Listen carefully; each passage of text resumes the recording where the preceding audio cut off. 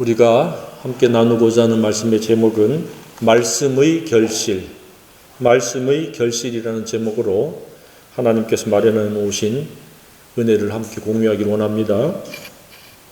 최근에 이따금씩 사람들이 사용하는 어휘 중에 하나가 소확행이라는 말이 있습니다. 잘 알고 있습니까? 그 뜻은 잘 아시다시피 소소하지만 확실한 행복의 줄임말입니다. 이를테면 사소한 것이지만 그것으로 행복을 느낀다, 그 이야기입니다. 최근에 어떤 소확행을 경험하고 있습니까? 행복하십니까? 아멘. 많은 사람들이 이 소확행의 어휘만 알지 그 소확행과는 전혀 상관없이 사는 사람들이 무지기수인 것 같은 생각이 드는 것은 제 착각일까요? 많은 사람들이 좀 사소하지만 조그맣지만 행복을 누리는 그런 행복자가 됐으면 좋겠다는 개인적인 소망과 바람이 있습니다. 특별히 제가 알고 있는 모든 가족과 친지와 지인과 저와 스쳐 지나갔던 모든 사람까지도 그렇게 행복자들로 살았으면 좋겠다고 하는 개인적인 소망이 있습니다. 저도 거의 매 순간 하루하루가 즐겁고 기쁘고 행복합니다. 육이 즐겁고 혼이 기쁘고 영이 행복합니다.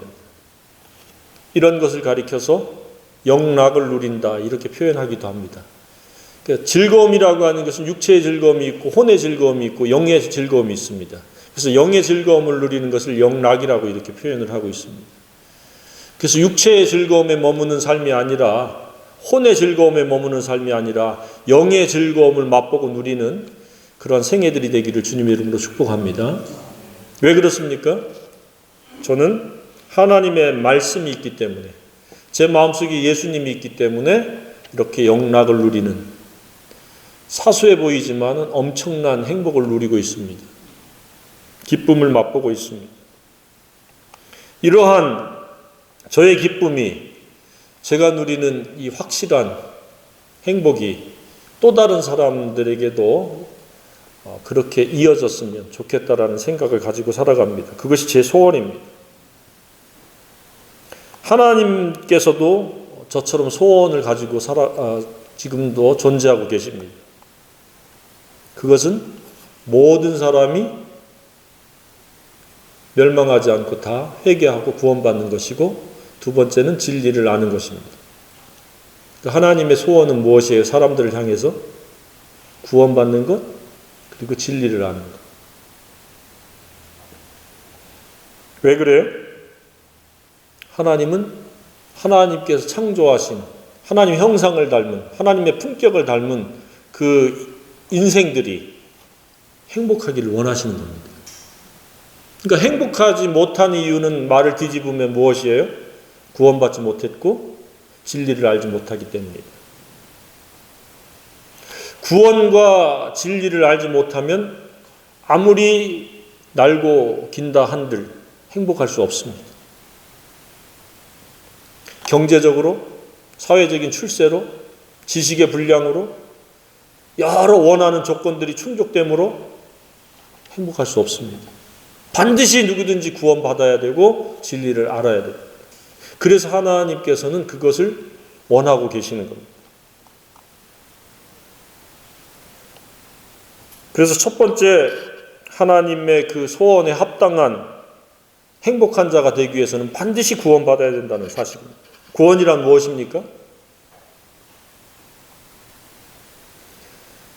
자신이 악한 존재라는 것, 타락한 범죄자라는 것을 깨닫고 회개하고 그래서 스스로 죄를 해결할 수 없기 때문에 예수님을 이 땅에 보내주신 그 사랑과 그 은혜를 깨닫고 그것을 믿음으로 죄를 한 번도 안 지은 것처럼 용서받는 것이 구원입니다. 쉽게 이야기하면 예수 그리스도 십자가의 죽으심과 부활을 통해서 우리가 죄사함 받아서 의롭게 되어지는 것, 그것이 구원입니다. 그것은 전적으로 하나님의 사랑이요 은혜로 말미암아 이루어지는 것입니다. 그래서 우리가 우리의 죄값을 해결하기 위해서, 치르기 위해서 그 어떠한 노력도 무용지물이고 어떠한 방법으로도 우리의 죄 문제를 해결할 수 없지만 오직 죄 없으신 예수님이 죽으시고 부활한 것은 죄 있는 저와 여러분들을 위해서 죽으신 것이기 때문에 그 예수님의 죽으심이 나의 죽으심이 되는 겁니다. 그것을 믿는 그 순간에. 그래서 내 죄가 하나도 없어지는 겁니다. 그래서 예수님이 십자가에서 못 박히신 채로 하신 말씀 중에서 한 가지가 다 이루었다. 우리말로는 다 이루었다고 번역되어 있는데 원래 말은 죄값을 다 치루었다. 더 이상 너희들은 죄값을 치를 필요가 없다라고 말씀을 하셨습니다. 이것이 구원입니다.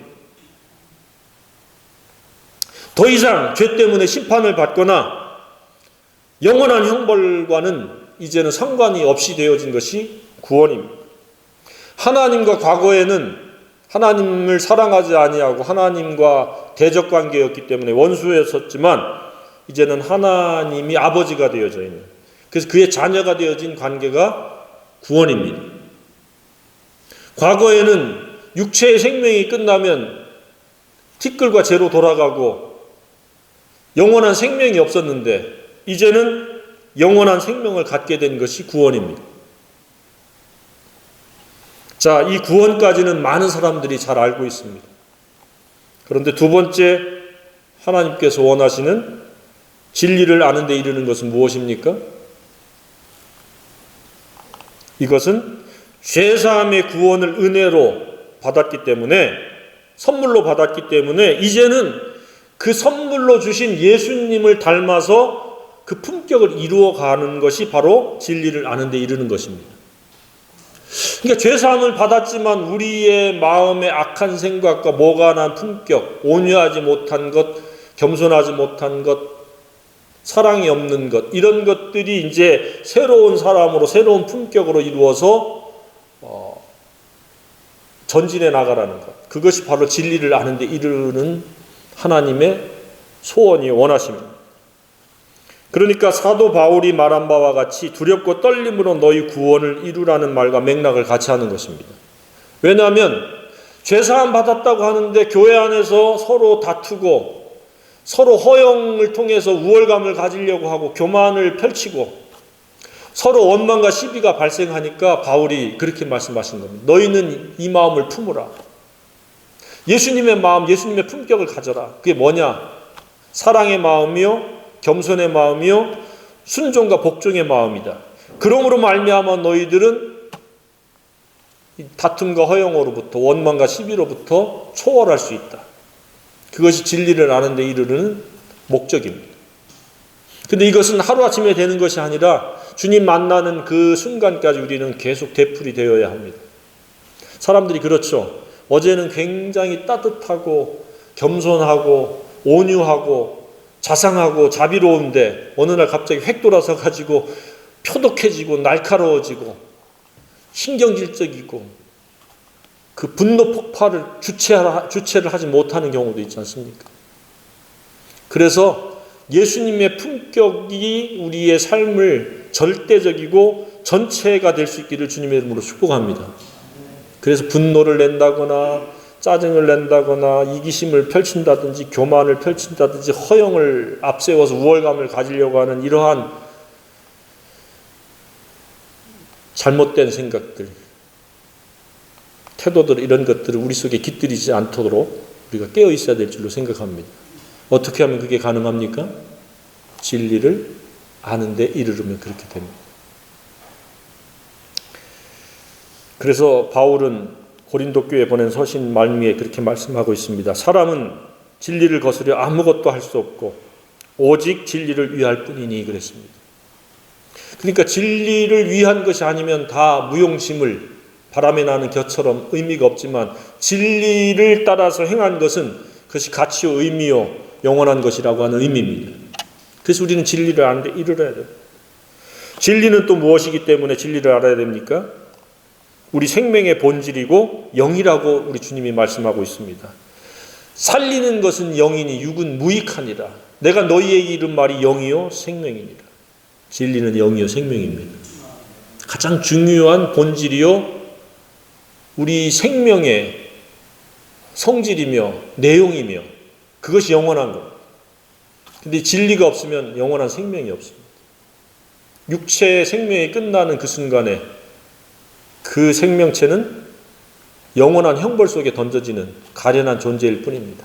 그래서 반드시 사람들은 속히 회개하고 구원받고 진리를 아는 데 이르는데 시간과 우선순위를 삼아야 됩니다. 이거 우리가 지금 예배하고 진리를 함께 공유하는 것은 결코 헛된 일이 아닌 줄로 믿습니다. 매우 위대한 일입니다. 그래서 진리는 마땅히 갈 길과 할 일의 유일한 교훈이며 가르침이기 때문에 진리를 하루빨리 알아야 됩니다. 할 수만 있으면 어린 나이에 알아야 됩니다. 모든 불행은 구원을 받지 못한 데서 비롯되고 구원을 받았다 하고 하는데도 행복하지 못한 성도나 신자는 진리를 알지 못하기 때문에 그렇습니다. 진리를 알아야 자유케 된다고 우리 주님은 선언하고 있습니다. 너희가 진리를 알지니 진리가 너희를 자유케 하리라. 그러면 진리는 누구냐? 무엇이냐? 예수님입니다. 예수님은 육체로 오셨지만 말씀으로 계셨기 때문에 예수님은 여러 가지로 표현되어지는데 그 예수님이 우리를 자유케 하시는 유일한 분입니다. 아들이 너희를 자유케 하면 너희가 참으로 자유하리라. 이 예수님이 없는 마음은, 구원받지 못한 마음은, 진리를 아는 데 이르지 못하는 마음은 자유가 없습니다. 오만 공상으로부터 시작해서 분노와 시기심과 허영과 다툼과 원망과 시비가 계속 생산되어진 겁니다. 그러나 내 속에 진리가 내 속에 머무는 그 순간에 그런 원망과 시비와 허영과 다툼과 교만과 모관한 그런 품성들, 시기심들은 눈 녹듯이 녹아서 사라집니다. 쓸데없는 에너지가 낭비되어지지 않고 내 생각이 그러한 악한 것들에 지배받지 않게 되어진다는 사실입니다. 그런 생애들이 되기를 주님의 이름으로 축복합니다. 내가 막 그냥 시기심 없애야지, 비교의식 없애야지, 열등감 안 가져야지, 내가 어떤 누구보다 우월감을 가져야지, 안 가져야지, 이런 막 싸움이 일어나는 것이 아니라 말씀이 들어가면 나쁜 것들은 다 물러나도록 되어 있습니다. 깨끗한 물이 계속 더러운 그릇에 쏟아지면 더러운 물은 다 먼저 빠져나가게 되어 있습니다. 나중에 깨끗한 물만 남게 되어 있습니다. 진리의 역할이 바로 그겁니다. 그러니까 우리는 하나님의 말씀에 창념해서 읽고 또 읽고, 모든 세상의 음식들은 많이 먹으면 배탈이 나거나 부작용이 있지만 신령한 영적인 이 말씀은 아무리 먹어도 부작용이 없습니다. 그래서 많이 먹는다라는 개념이 없어요. 24시간 읽어도 문제가 없습니다. 밥은 24시간 먹었다면 짐승은 짜고 난다고 그러잖아요. 걷지도 못해요. 죽어요, 잘못하면. 근데 하나님의 말씀은, 진리는 우리를 자유케 하는, 정의와 공의가 강같이 흐르게 하는 겁니다. 그러니까 진리를 알지 못하면, 진리를 알지 못하는 그 무지로 끝나는 게 아니고 죄의 지배를 받는 죄의 종이 된다는 겁니다. 그러니까 진리를 알지니 진리가 너희를 자유케 하리라고 하는 그 말씀은 죄의 지배로부터의 자유를 의미하고 있습니다. 죄의 생각, 죄의 역사에서부터 자유케 된다는 그런 의미입니다. 그럼 죄라는 무슨 말입니까? 죄 짓는다 할 때는 사회적인 규범을 어기는 것이 사회적으로는 죄라고 그러는데 영적으로는 죄가 무엇을 죄라고 그럴까요? 선을 행하지 않는 것이 죄입니다. 선을 알고도 행치 않는 것이 죄니라. 야고보서 4장 17절에 그렇게 죄를 정의하고 있습니다. 그러니까 우리는 하나님께서 창조하신 그 목적이 선을 행하는 것인데 선을 행하지 않으면 죄입니다. 그러니까 윤리, 도덕, 사회 규범을 어기는 것, 거스리는 것이 죄가 아니라 하나님의 관점에서 능동적으로 선을 행하지 않는 것이 죄라는 겁니다. 누군가 도와줄 수 있는데 도와주지 않는 것. 누군가 그 죄를 용서해 줘야 되는데 용서해 주지 않는 것. 누군가 지금 주머니가 텅텅 비어서 배가 고픈데 내 주머니에는 그 한 끼 식사를 대접할 만한 여력이 되는데 대접 않고 싹 묵살해 버리는 거예요. 누군가 지금 어려움을 당하는데 그냥 동정만 보내고 중보기도 하지 않는 거예요. 누군가 무거운 짐을 지고 가는데 그것을 함께 들어주지 않는 거예요. 이런 것들이 죄예요, 죄. 그럼 안 들어줬다고 누가 때려요, 누가 심판을 해요. 근데 하나님의 이 기준은 매우 고상하고 탁월합니다. 얼마나 위대하십니까? 남의 아픔도 같이 아파하고 울으면 같이 울고 웃으면 같이 웃어줄 수 있는 것이 선입니다. 원수일지라도 배고파하면 먹이고 목말라하면 마시우는 게 선으로 악을 이기는 겁니다. 하나님 우리가 선으로 악을 이기기를 원하시는 겁니다. 너 곧따위로 했지 나도 너한테 곧따위로 할 거야. 2배로 갚아줄 거야. 이것은 선이 아니고 죄입니다. 근데 우리 마음속에 내재되어 있는 본성은 그래요. 너 싸가지 없는 거 언제 한번 당해봐라. 이러한 마음들이 있습니다. 근데 그런 마음 갖지 말길 바랍니다.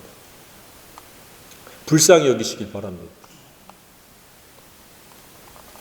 그러니까 진리라고 하는 것은 바로 선을 행하기 위한 조건입니다.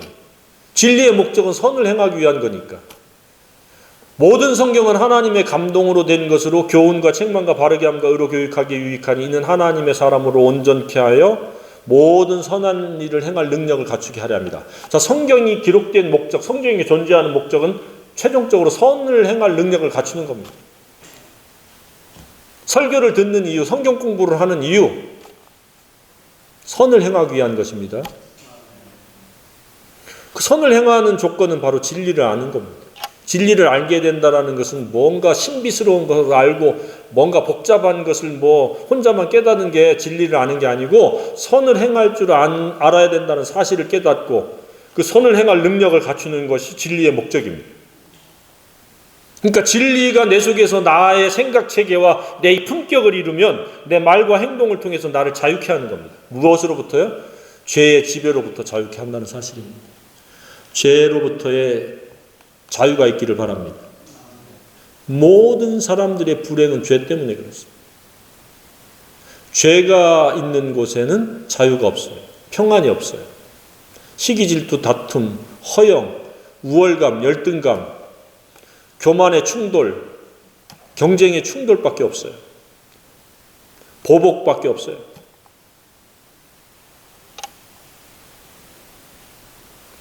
그래서 진리의 성격과 내용은 이처럼 선을 행하는 건데 선을 행하는 내용은 구체적으로 상대편에게 존중하고 배려하는 겁니다. 나보다 약한 자에게는 우선적으로 배려하고 나 외의 사람들에게는 나에게 대하듯이 나에게 관대하듯이 관대하게 대하고 그리고 한결같이 사랑을 행하는 것이며 겸손하게 하나님과 동행하는 것. 그것이 선의 내용이고 성격입니다. 그것을 우리는 끊임없이 계속 되풀이해야 된다는 겁니다. 그럴 때 우리는 자유가 있고 하나님이 주시는 소확행, 소소한 것 같지만 확실한 행복이 있습니다. 그런 행복자들이 다 되기를 주님의 이름으로 축복합니다. 그래서 이 행복과 불행은 이미 정해져 있지 않습니다. 지금 불행하지만 회개하고 예수 믿고 진리를 아는 데 이르르면 그도 어떤 지경에 있든지 행복할 수 있습니다. 몇 마디 위로로 행복으로 바뀌지 않습니다. 그러나 지금 행복하다 할지라도 정반대로 하나님을 사랑하는 데서부터 이탈하고 정의와 공의가 실종되고 진리를 거스리면 그도 금방 불행자로 전락되어집니다. 하나님은 심은 대로 거두도록 하나님 지금도 역사하십니다. 그래서 성령 안에서 진리를 심으면 행복을 거두지만 육신 안에서 악한 생각을 심으면 우리는 불행을 거두게 되어 있습니다. 그게 갈라디아서 6장에 나오는 말씀입니다. 그래서 죄의 유혹에 빠지게 되면 죄의 지배를 받게 되고 죄의 지배를 계속적으로 반복적으로 습관적으로 받다 보면 그것을 완악하게 되는 겁니다. 교회 무슨 교회야. 성경 무슨 성경이야. 기도 무슨 기도야. 그렇게 단단하게 굳어져 가지고 얼굴에는 기쁨 하나도 없어요. 그러면 그런 사람들이 맛있는 음식을 먹는다고 맛을 느낄 수 있을까요? 맛도 제한적으로밖에 못 느껴요. 그런데 영이 민감해지고 진리에 순복되어져 있으면 맛없는 걸 개떡을 먹어도 찰떡처럼 맛있게 먹을 수 있어요. 삶도 그래요. 완악해지면 모든 게 불평의 대상이고 불만의 대상인데 내 속에 진리가 가득하면 모든 것들이 소중하고 모든 것들이 감사하고 모든 것들이 기쁨과 즐거움의 소확행의 근거가 대상들이 되는 거예요. 아무 반찬이 없어도 밥 한 끼가 굉장히 소중한 거예요. 하나님이 내게 차려주신 사랑의 은혜라고 하는 그런 감동으로 먹게 되는 거예요. 근데 진수성찬이 차려져 있어도 죄의 지배를 받으면 불평불만하는 거예요. 반찬 투정하고. 넓은 집에 살면서도 찌푸리면서 분노 내면서 막 싸우면서 큰 소리가 막 오고 하는 거예요. 환경은 그럴듯한데 내용은 지옥이 되어지고 초막과 같은 그런 보잘것없지만 내용은 천국이 되어질 수 있는 것이 바로 진리입니다. 진리의 사람들이 되어야 합니다. 고통과 곤고와 재앙과 두려움, 낙심과 불안은 그냥 우연히 생기는 것이 아닙니다. 내 마음속에 진리가 빠져나가고 악한 생각이 나를 지배하고 죄가 나를 다스리기 시작하면 모든 것이 엉망진창이 되어버리고 한순간 지옥으로 바뀌는 겁니다. 근데 그게 아침과 저녁에 바뀔 수 있어요. 어제와 오늘 바뀔 수 있어요. 그래서 성경은 깨어있어라 깨어있어라. 때를 따라 양식을 나눠줄 자가 누구냐. 때를 따라 양식이라고 하는 것은 진리예요. 진리를 나눠줄 자가 누구냐. 이처럼 진리를 나눠주는 거예요. 그래서 진리를 먹고 또 나도 개인적으로 진리를 섭취하고 진리가 내 속에 있어야 자유하고 행복하고 죄로부터의 지배를 우리가 벗어날 수 있습니다. 구원받으면 자동적으로 죄의 지배를 받지 않는 게 아니에요. 죄 성질은 그대로 있어요. 신분이 의롭게 되어진 거고 하나님께서 우리를 의롭다고 선언해 주신 것이지 우리가 의를 갖추고 선을 행할 능력을 갖춘 것이 아니에요. 그것은 진리가 내 인격과 화합할 때 그것도 지속적으로 반복적으로 주야로 읽어서 화합되어질 때 그럴 때 내가 죄를 이길 수 있고 자유할 수 있으며 모든 선한 일을 행할 능력을 갖추게 되는 거예요.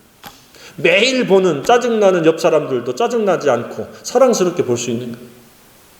근데 아무리 나한테 친절을 해도 내 속에 진리가 없으면 짜증과 분노와 신경질의 대상일 뿐인 거예요. 오늘날 많은 부부들이 서로 사랑한다고 고백하면서 만나가지고 1년, 2년도 못 가가지고 원수하는 원수가 돼버리잖아요. 외나무 다리에 만난 원수처럼 살잖아요. 왜 그래요? 진리가 없습니다. 각오와 결심으로요. 오래 살면 살수록 더 귀해져야 되잖아요. 원리적으로 볼 때. 그때 가면 갈수록 더 원수처럼 사는 경우도 적지 않습니다. 진리가 없으면 그렇습니다. 교양교육으로 되지 않습니다. 그래서 반드시 누구든지 구원받아야 되고 반드시 진리를 아는데 이르러야 되는 까닭이고 이유입니다. 이것을 대체할 수 있는 것은 세상에 아무것도 없습니다. 그래서 너희는 진리를 거스려 아무것도 할 수 없고 오직 진리를 위할 뿐. 이 말씀을 꼭 기억해야 됩니다. 진리는 다양하게 표현되는데 길로 표현됩니다. 더 길, 더 웨이. 그리고 생명, 빛, 율례, 계명, 법도, 교훈, 증거, 규례, 율법, 의로운 규례, 주의 말씀, 진리의 말씀, 주께서 명령하신 증거들, 복음.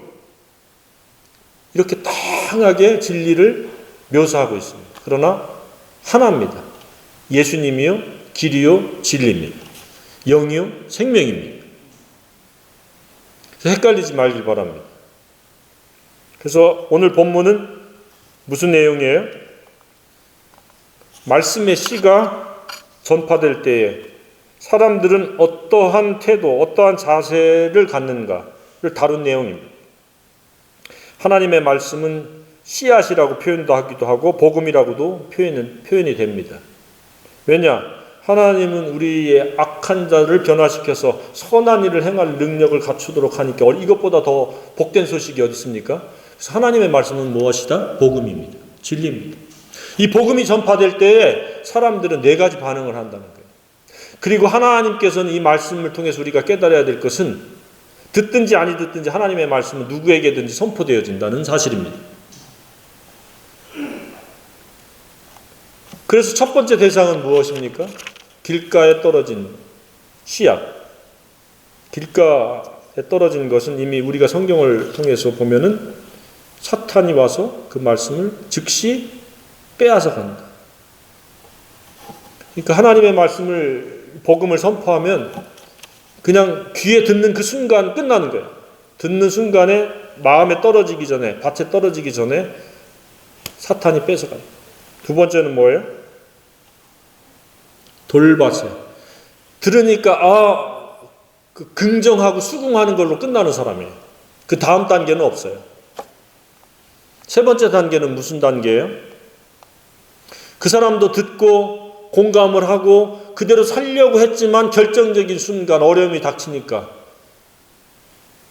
그 말씀보다는 자기의 욕심, 생각에 지배받는 거예요. 그러니까 대다수의 사람이 퍼센트지로만 딱 따지면 75% 이상이 하나님의 말씀을 전파되는 것을 접하지만 그 말씀과 전혀 상관없이 살아간다.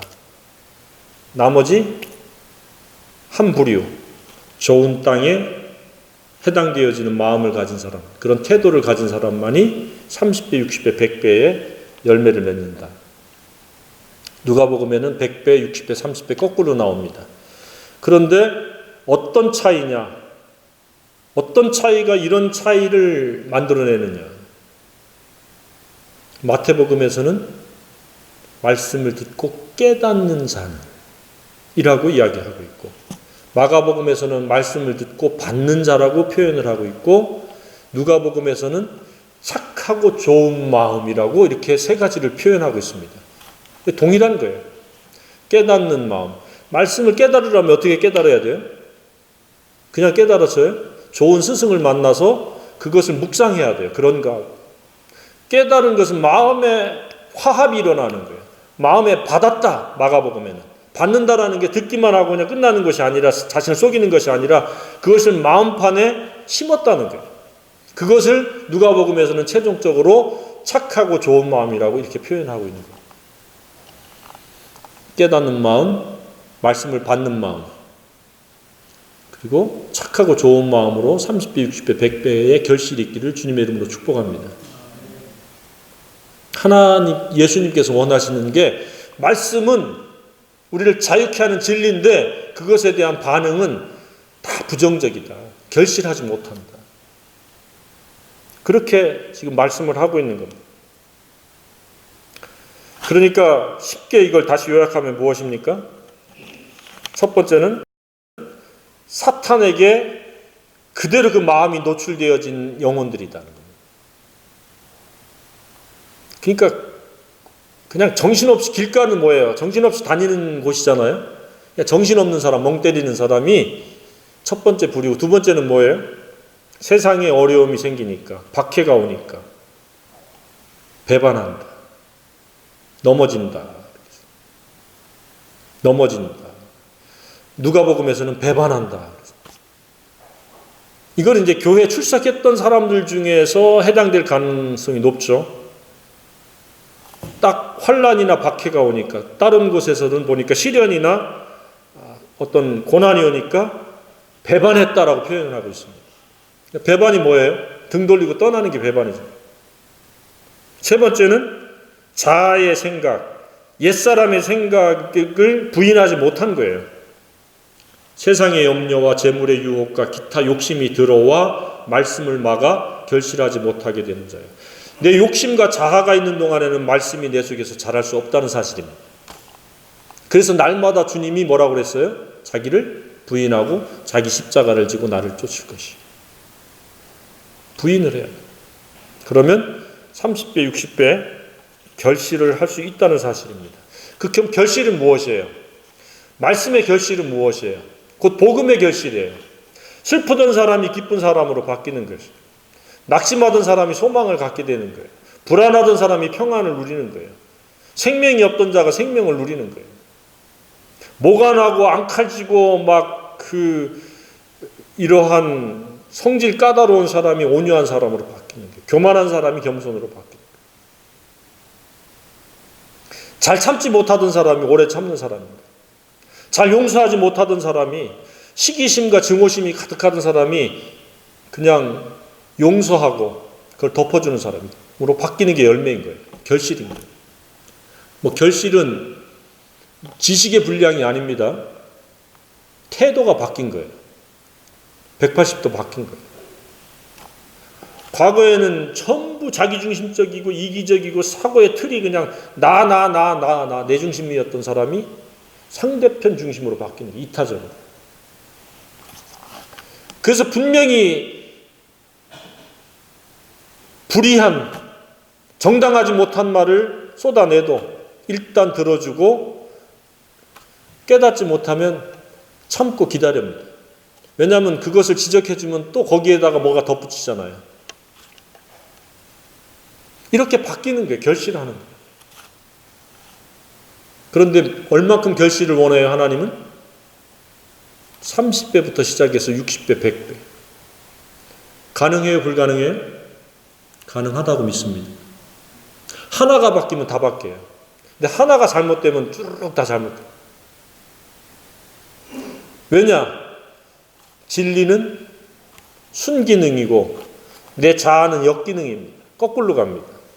그래서 자아로부터 살아가면은 세상에 빠져서 환란과 박해 속에서 그냥 타협하고 배반하고 원망하고 시비가 속에서 허영과 다툼과 시기심과 증오, 불안, 낙심, 온갖 역기능적인 것들을 다 끌어안습니다. 어떨 때는 역기능 중에서도 이 부분, 어떤 때는 이 부분이 드러납니다. 그러다 결국은 모든 의욕이 꺾이고 상실되어지는 번아웃 상태가 되어지고 한 단계 더 그곳에서 업그레이드 되는 것이 우울증에 빠지는 겁니다. 그래서 자살로 치닫는 거예요. 삶에 의욕이 없어요. 죽는 것이 더 낫다라고 생각하는 결론에 이르게 되는 거예요. 왜 그래요? 자아의 결실, 사탄과 세상이 내게 요구하는 것들의 결실은 그거예요. 마지막은 번아웃과 우울증과 낙심, 불안 속에서 망가져가는 겁니다. 설사 자살하지 아니할지라도 폐류나처럼 살 가능성이 매우 높고 부도덕하게 살 가능성이 매우 높고 될 대로 되라고 하는 그런 자기를 악에 던져버리는 그러한 삶으로 나아갈 가능성이 매우 높다는 사실입니다. 싸울 힘을 잃어버린 겁니다. 옳은 것을 위해서 싸울 힘을 잃어버린 겁니다. 옳은 것, 선한 것을 위해서 내가 그 능력을 행할 수 있는 것은 진리 외에는 없습니다. 그러니까 그런 상황에 맞닥뜨리기 전에 빨리 회개하고 구원받아야 되고 진리를 아는 데 이르러야 됩니다. 그것을 하나님께서 거저 주시는 거 아닙니까? 그래서 오늘이 구원의 날이요 오늘이 은혜 받을 만한 때인 겁니다. 그리고 오늘이라 일컫는 동안에 너희가 매일 죄의 유혹을 받아 완악하게 되지 말라. 그래서 너희가 그 은혜에서부터 떠내려갈까 항상 경계하라는 사실입니다. 사탄에게 하나님의 말씀이 도둑질 당하게 내버려둬서는 안 됩니다. 그래서 묵상해야 되고 마음판에 새겨야 됩니다. 그리고 조금 어려움이 오면 사탄아 물러가라고 단호하게 외쳐야 됩니다. 그리고 주님께 의뢰해야 됩니다. 그리고 끝까지 견디는 자는 구원을 얻으리라고 말씀하셨습니다. 중간에 포기하는 자가 너무 많으니까 주님이 이렇게 장탄식 하시면서 말씀하시는 겁니다. 끝까지 견뎌라. 의인들도 이런 어려움 저런 어려움 극한 상황들이 다 있었지만 견뎠지 않았는데 못 견딘 사람들도 있죠. 그 유명한 죽음을 맛보지 않고 불병거가 탁 낚아채가지고 데리고 간 엘리야만 해도 그렇게 성령 충만한 분인데 자기를 죽이겠다고 그 이사벨이 왕비가 떠들어대는 소리 듣고 낙심해가지고 로뎀나무 밑에 가서 자살하려고 하나님 나 데려가 주세요. 우리는 언제든지 낙심할 수 있습니다. 그러나 다시 주님 앞에 나아가면 진리 앞으로 나아가면 우리는 새 힘을 얻을 수 있다고 확신합니다. 그리고 끝까지 견뎌야 됩니다.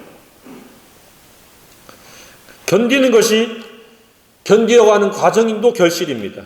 그리고 진리로 말미암아 우리가 자유할 수 있고 진리로 말미암아 우리 인격이 바뀔 수 있다. 말이 바뀌고 생각이 바뀌고 행동이 바뀔 수 있고 우선순위가 바뀔 수 있다라고 하는 것들이 열매인데 이 열매가 또 다른 사람들에게 공유되어질 때 이것도 또 결실이고 열매입니다. 그러니까 열매라고 하는 것은 인격적인 변화도 열매고 이것이 이루어진다는 사실을 또 다른 사람들과 공유할 때 공유함으로 그가 깨닫게 될 때 그것도 결실입니다. 하나님 두 가지 결실을 다 원하십니다. 우리는 양면으로 결실이 있어야 됩니다.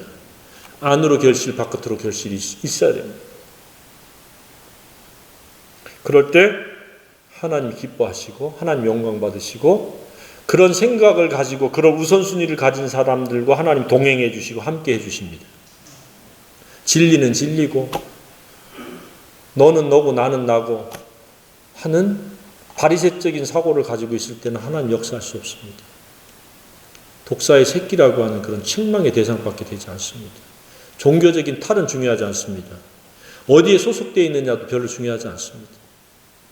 그곳이 진리를 향해서 얼마만큼 간절한 갈망이 있느냐, 그런 사람들의 구성원인가가 중요합니다.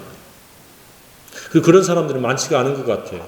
그래서 예수님이 두세 사람이 모인 곳에 나도 그들 중에 있다고 말씀하신 거 보면 100명이 모인 곳에 나도 그들 중에 있다고 했으면 100명 이상의 교회만 교회일 텐데 두세 사람이 모인 것도 교회입니다. 그래서 적다고 무조건 옳은 것도 아니고 많다고 다 그릇된 것이 아니고 많으면서도 옳을 수 있고 작으면서도 그릇될 수 있습니다. 그러나 대부분은 소수가 옳은 경우가 많습니다. 다수가 옳은 경우는 그렇게 많지가 않습니다. 그래서 다수냐 소수냐는 그렇게 중요하지 않고 진리를 추구하느냐 추구하지 않느냐 그것이 옳음의 기준인 줄로 확신합니다. 어떻습니까? 진리는 날마다 마음에 뿌려지고 있습니까? 주일을 이렇게 한 주간의 시작이 주일입니다. 이 진리가 뿌려질 때 마음에 받기를 바랍니다. 깨달음이 있기를 바랍니다. 이게 마음에 받는다는 게 뭡니까? 귀 있는 자는 들으라.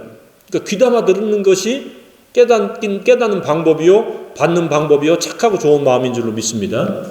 계시록에서도 보면 성령이 교회들에게 하시는 말씀을 들을지어다. 사람들이 귀담아 듣질 않아요. 마음에 새기질 않아요. 그러니까 이 귀담아 듣고 이것이 순종되어지는 것, 진리가 이것이 예배라는 거예요. 다음 주에 그 예배에 대해서 우리가 또 조명해 볼 텐데 예배란 진리가 순종되어지는 생각과 말과 행실이 예배입니다. 이게 결실인 거예요. 그러니까 하루에도 30개, 60배, 100배 맺을 수 있잖아요. 그렇죠? 옛날에는 그냥 나한테 잘못하면 앙칼지게 그냥 그 보복성 언어가 탁 튀어나왔는데 한 십자가를 통해서 언어가 구사가 되면 그 열매 아니에요. 10번 얘기하면 열매 10개잖아요. 맞죠? 그리고 누군가를 중보기도 하면 10명을 위해서 기도하면 그게 10개잖아요. 30배, 60배, 100배는 추상적인 단어가 아니고 우리가 감당하지 못할 단어가 아니고 우리가 충분히 감당할 수 있는 열매 맺을 수 있는 범위의 숫자들입니다. 100개는 기본입니다. 1000개, 10,000개도 맺을 수 있습니다. 그런 생애가 되길 주님의 이름으로 축복합니다. 말씀이 결실되어야 합니다. 듣고만 해서 수긍하는 것, 그건 결실이 아닙니다. 그것은 자신을 속이는 겁니다. 이것이 내 인격이요, 내 삶의 목표요, 내 삶의 방법이 되어야 마땅할 줄로 생각합니다. 그렇게 우리 주님 성령이 도우실 줄로 확신합니다.